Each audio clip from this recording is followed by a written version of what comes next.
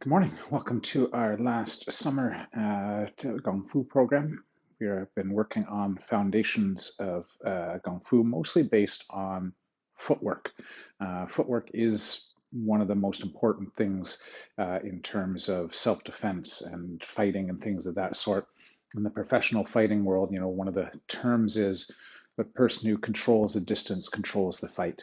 So if we can understand our range and use that to control distance and control the interaction, we've got a better chance of being successful. Now, a lot of the time, that distance in self-defense is about trying to find a way and escape, but in certain situations, we need to know how to both cover and create gaps inside of the situation. So we're going to continue to look at footwork today and looking at also making some connecting in some of Tum Toy number 3 as part of adding arm work and things and strikes and deflections to some of the footwork that we've been working on. Okay, let's get ourselves started up. Let's just set those feet in the ground, let the head rise and fall. And looking from side to side. And we'll go ear to one shoulder and hang. And to the other. Again, to the first side.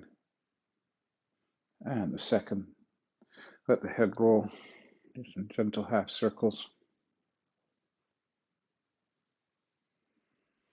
And keeping the jaw closed, we'll take the chin up and around. And then the other way. Let's warm up the shoulders. Let those shoulders roll back. And let those shoulders roll forward. Arms can circle back one way. And the other. Let's give a quick stretch and lean to one side. And the other. Let's do that again on the first side. And the second. Let those arms wrap around the body a little. Let's take that wrapping from the horizontal to the diagonal. So now we're wrapping down, coming up and down.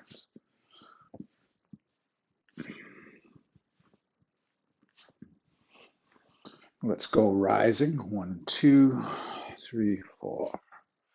So let that settle to the hip and then cut upwards. Good. Let's go to verticals down.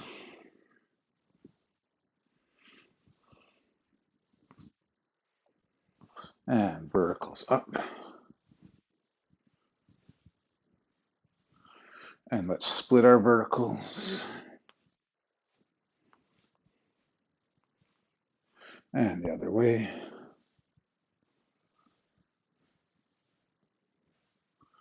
Good. And shake it out. We'll stretch out the shoulders, give a bit of a pull on one side. And on the other. And over the head to one side.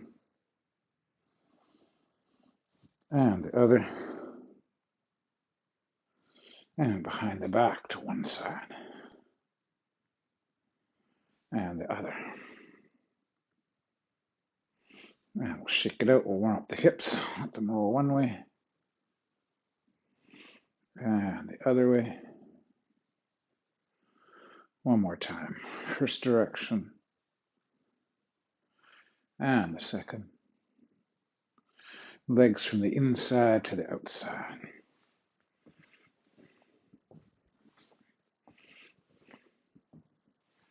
Outside to the inside.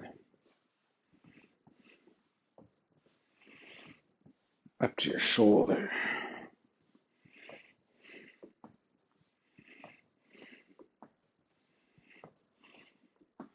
And up to the chest.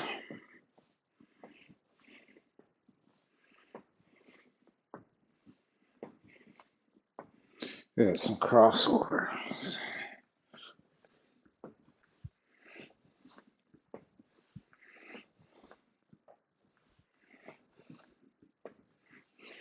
Good, and shake it out. Let's go to the knees. Knees around one way and the other. One more time, first way and the second. And then a bit of a hamstring stretch. We'll stretch down towards the ground. Now we can roll to come back up. Okay, let's jump right into Tum Toi, number 3 today. So our first motions, we have our back of hand, palm, punch technique. And we're not going to work too much on this today, but what we want to get here is this idea that one of the things it teaches us here is how to slip this to the hip, start to draw the inside, because we want to be able to press out straight. So we don't want to cut across in this motion. So I don't want to go from here and kind of cut across to my punch. What I'm trying to learn here is how to draw that shoulder blade and load up the insides so that I'm pushing in a straight line. And it's our first look at taking some distance. We're going to step into that space to punch. Okay, we have our overhand and uppercut section, and we're doing it with a rotation and a turn. So we've been talking about a little bit of a shift in that back heel, which also teaches us how to do little heel hacks and sweeps. As we heel sweep here, we're going to come over. So we want to be powering this over. So again, we've talked about the exaggerations of the long sets. We come over and down, and then we drive up from underneath. So we have that downwards overhand to an uppercut. Then we're relaxing. We're getting loose in the center here.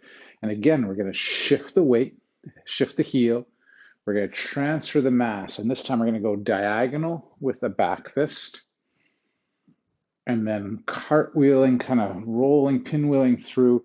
We're going to get a 45-degree angle hammer fist. Boom. Before we drop the hand up high to the bridge of the nose, settle the hand, kick low to the shin, and here's that wind up again. I draw in with my ribs and I drive out with my lead. So I repeat on the other side. I'm pivoting. I'm loading the back leg. We were talking about how this could also be for throwing. And I'm going down and up. I'm then resting. And you want to get a little bit of a wind up here. We want to create a whip. We're going to wind up across our body.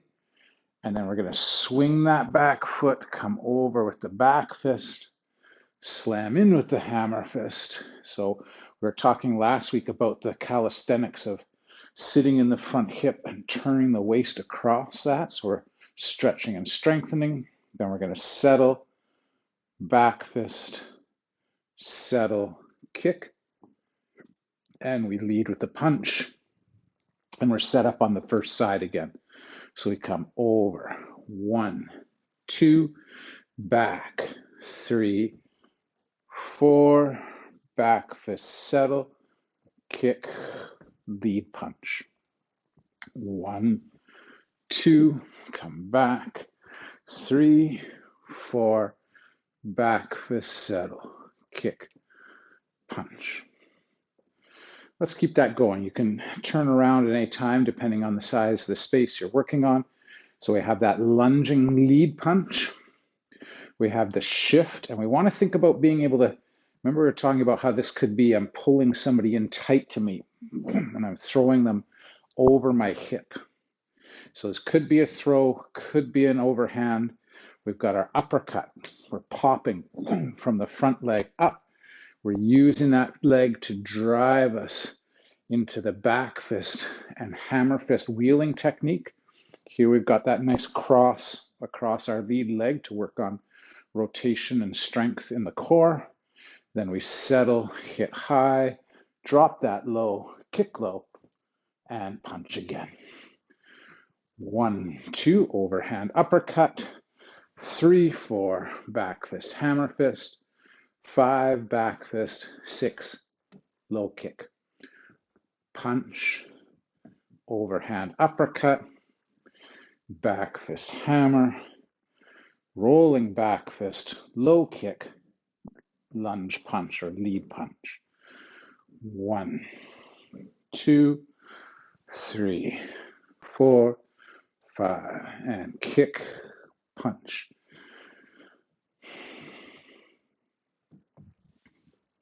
So let's go for about another 30 seconds, 40 seconds here.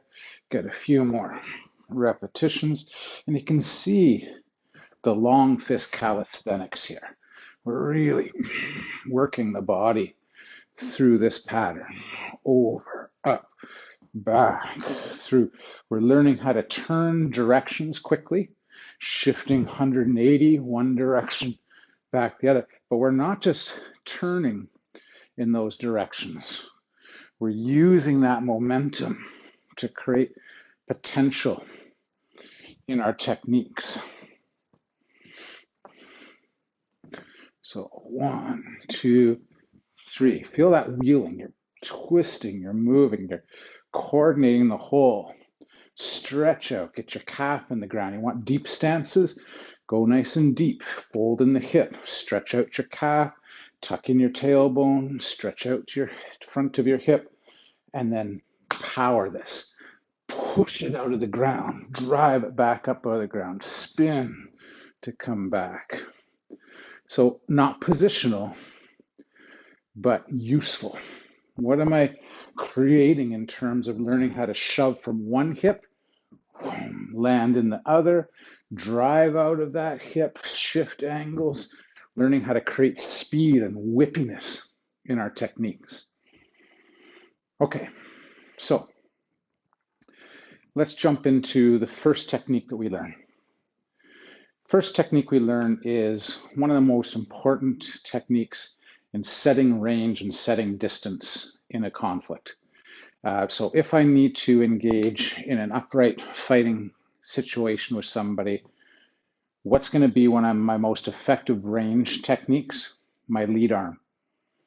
Lead leg, lead arm. And what I want to be able to do, especially because quite often the other person might have reach advantage, not all the time, but quite often the attacker tends to be physically a little bit larger and might have reach advantage. So that means in reach advantage, they can touch you before you can touch them. So talking about foundations of fighting, what is the range that I need to have in order to make contact with somebody? So quite often this is referred to as critical distance. So in a critical distance situation, and this is going to be different for each person because of their own limb lengths, if I can touch somebody with my fingertips, that means I am in position for some of those lead leg and reverse leg kicks, my straight kicks. So if I can touch you with my fingertips, I can kick you. My fingertips are here, my foot can extend beyond those fingertips. So that's first range of touch. So that gets me into range of kicking, roundhouse kicking, side kicking. All of those tend to function in that fingertip range. So we're talking about foundations. This is one of the things we want to know. So what's our second range of connection? You'll see in Xingyi, we kind of have that hand out there. We're kind of scoping out this distance in our sum-toi positioning. We're covering our torso and things on one side. We're profiling. And we're getting a sense of being able to know that distance. Second distance for critical distance. I need to be able to tap somebody on their shoulder, basically with the sort of palm of my hand, the pad of my fingers. If I can tap them on the shoulder, I am in range for striking with straight techniques, my straight punches, my jabs and crosses in Western boxing, my lunge punch and reverse punch from our Chinese and Japanese style striking. What's our third level? Our third level is if I can pat somebody on the back. If I can pat somebody on the back, that is my range for elbows and knees. So if I can reach over and I can congratulate you and tap you on the back, that means I will be able to use elbows and knees. In that same range of tap on the back or touch the back of the head, I get into clinch, I get into grapple and throw. So to get into throws take the least amount, we have to get the closest to get in for good throws. So on the outside of the range, longest range is going to be our kicks, particularly our straight kicks. So what does Tum Toy work us through? Straight kick, right? We start off with something that has range, or that means that we can shut down the range of somebody moving into our space. So if you've got somebody who's walking into your space and you use either the front or the back leg on a straight kick, you can chip at their knees, you can strike and stagger their own ability to close distance. So if they want to get in and grab you and punch you, they're going to have to get past that range. Next range, as I said, fingertips tap on, or the palm taps on the shoulder. That's our straight. So if we go back to Tum Toy, what do we have in Tum Toy? We go back fist, then we go, here's our changeover. Kick from the long, shuffle in for the lead. Now, why the hand out here? Because we're learning how to rotate through our waist. Do we want to do that to this manner in a fight? Absolutely not. We want to be able to have our guards, our setups, and we want to be able to twist to create reach rather than lean to create reach. And we want to move our center into their range rather than reaching for that range. So in the Tum Toy, we combine that lead leg kick as our place to step in and throw our lead arm punch. This is a high success combination. What does it do? It splits the levels of the person's attention. Quite often, just lifting up the knee will tend to have the person drop and cover for that. So if we're lifting the knee and striking low, most people's reaction will be to drop their hands towards that. What does that lead us to be able to do?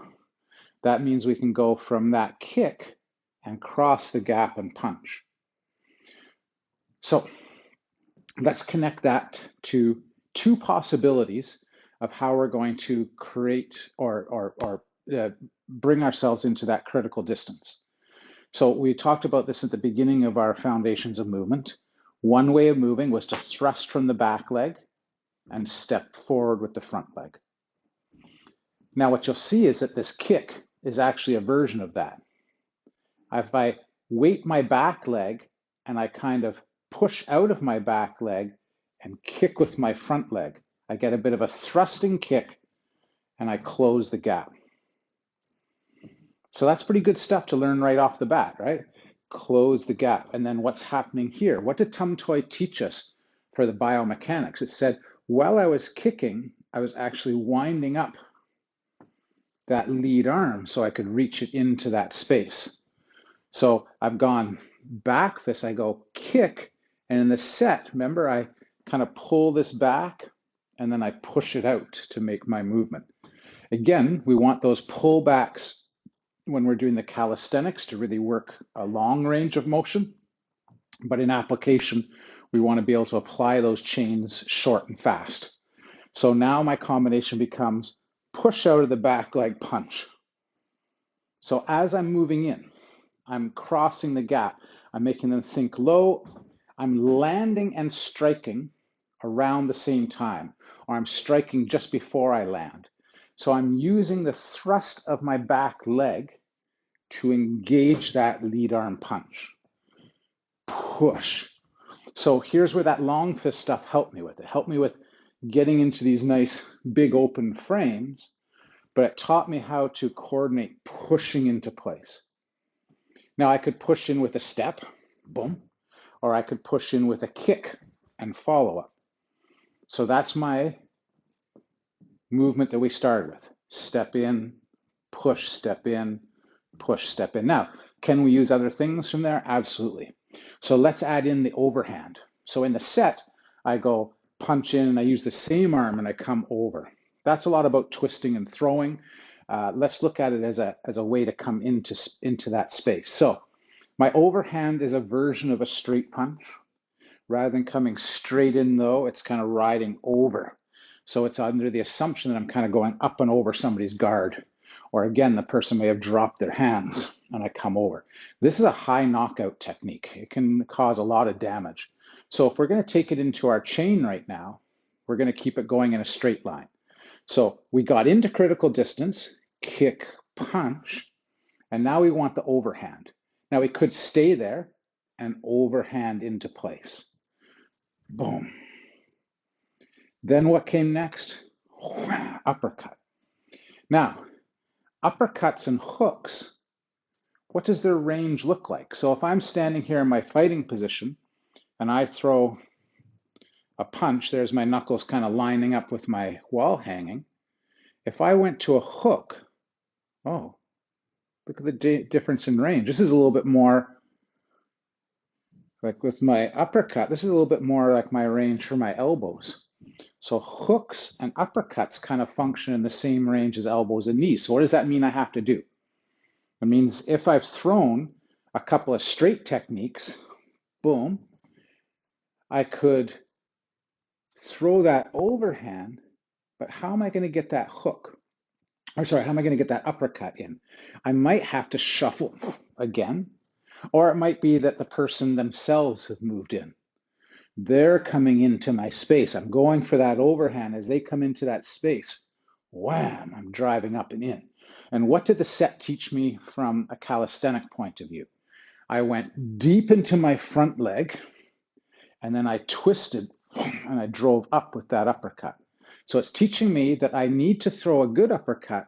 It teaches me that I need to use the load of my hip to drive that uppercut into place. Now, what do I want to do? I don't want to follow the set and start sneaking my hand behind me now that I'm in a fight scenario. So I'm going to go overhand one. I'm going to cover. I'm going to throw uppercut two. So I'm just going to pop. I don't want to roll backwards necessarily. I want to stay. The set even says that. The set keeps me in the front leg when I throw that uppercut. So I want to sit in here, and what I'm going to do is I'm going to dip in my hip and pop from my hip. Bam! Okay, so using that entrance idea, I go enter, take some distance.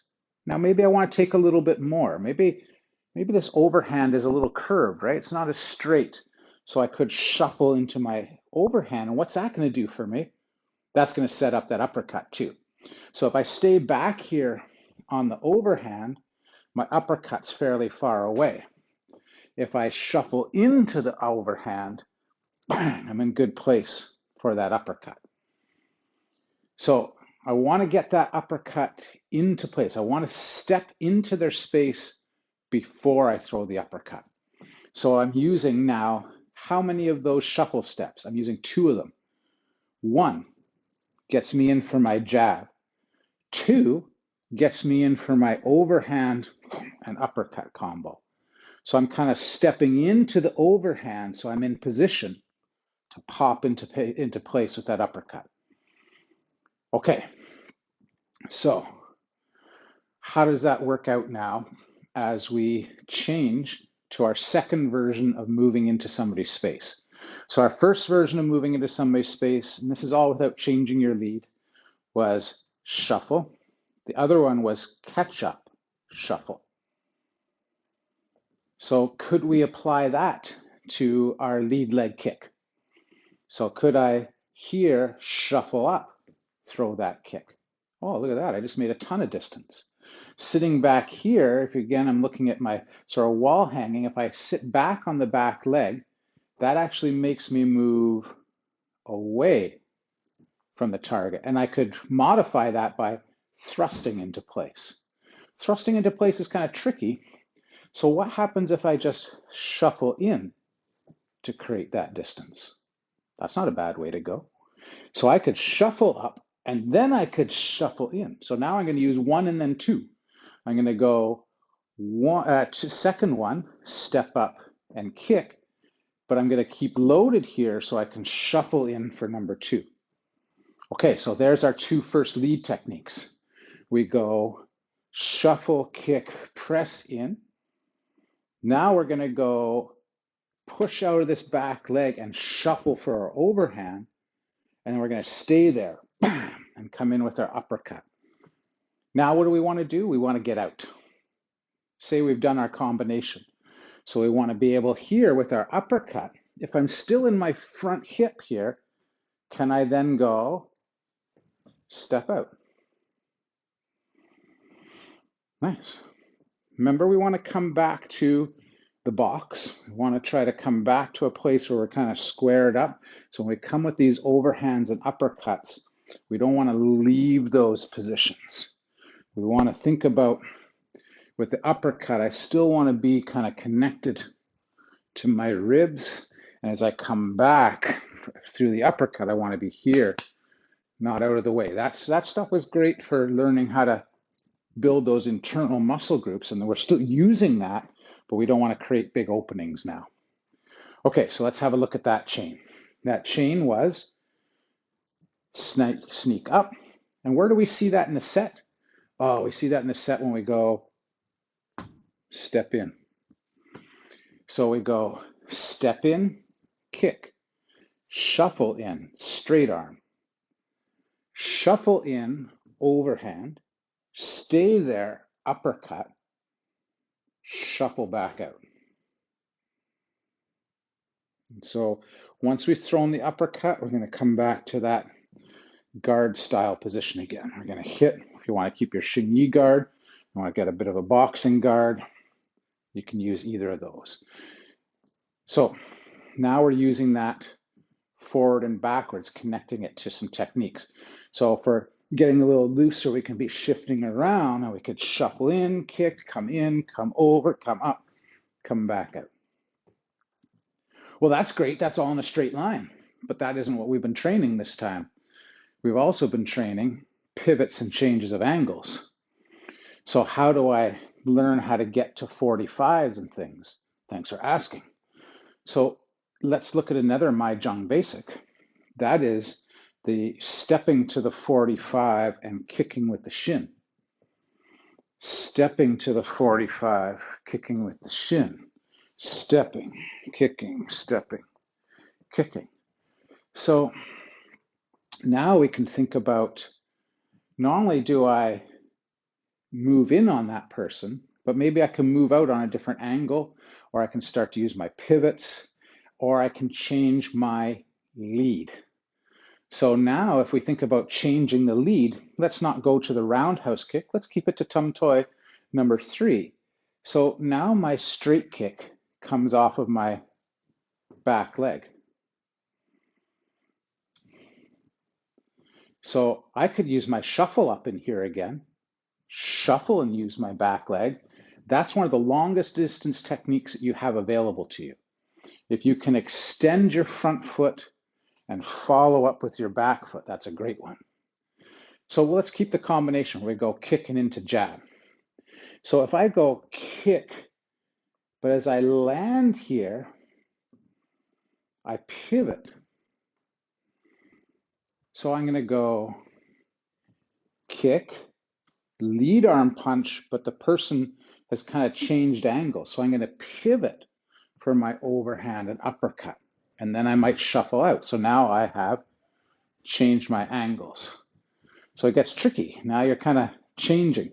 We could do that without doing the step through. So if we want to simplify it a bit, keep it to what it was earlier, we could go, anytime we shuffle in or step up and shuffle, we can start to think about changing angles.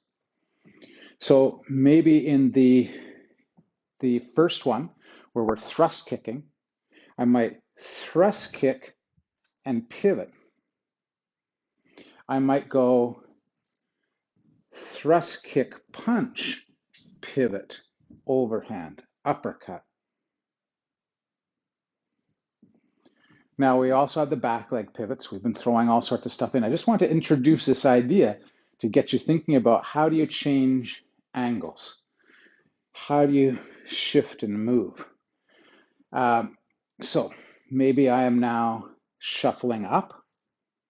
I'm throwing that kick. Maybe the shuffle up gives me a chance to shuffle and pivot. So here's a back leg pivot. When I move up that back leg, I could change the angle that I'm going to throw that lead leg kick from. I could shuffle up kick and change my angle before I step in jab. I could step in jab. Now I could use my back leg. Remember, I shift the front leg. There it was right from the set. Remember in the set, we kicked that heel over, and that's what led us into the overhand. And then we came in with our uppercut, and now my weight's in my front leg, so I could pivot my back leg and move.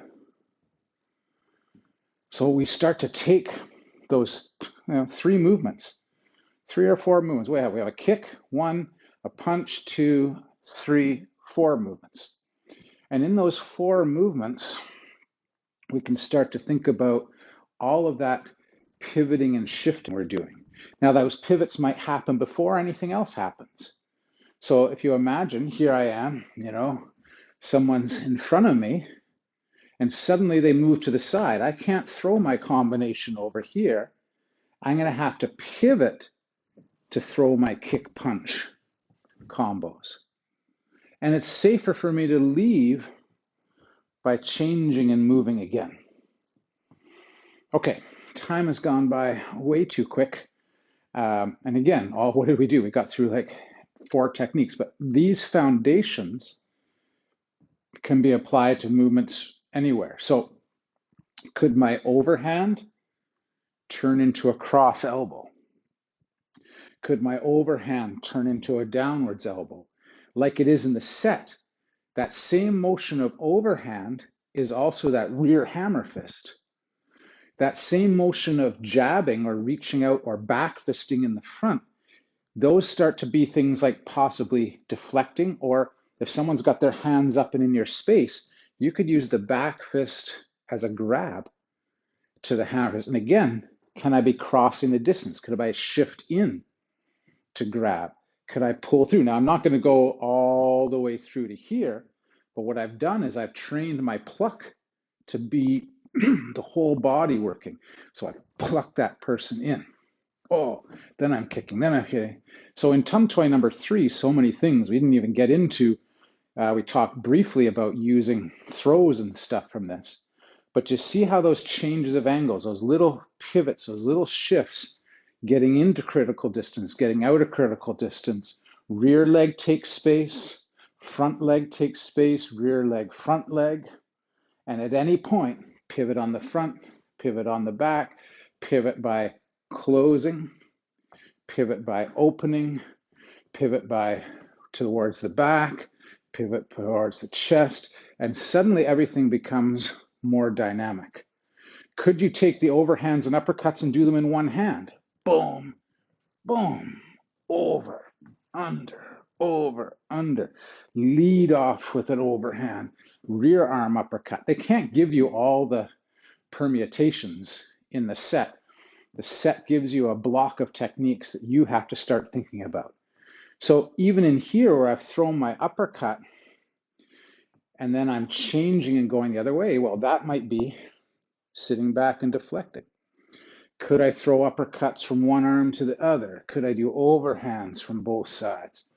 I've got my straights on the lead, but could I shuffle in and do a straight off the rear? Absolutely, but tum toy 3 would get huge if we started talking about that. And then we have to start talking about changing of heights. Do I always have to jab to the jaw? Could I be throwing that straight punch to the solar plexus, to the throat? We start changing where we're hitting. Okay, gonna let it go, but that gives you an idea. Over the summer, we've really kind of gotten into this place of looking at how to pivot, how to change, 180s, short little pivots where we're going just 5 minutes at a time, working our way around the clock, the 8 directions. Once you start to put all those things together, it just gets bigger and bigger what we are capable of doing. So we don't want to take our straight line calisthenic Kung Fu and leave it there. It has to adapt to all this motion. Okay, thanks for training hard. Good.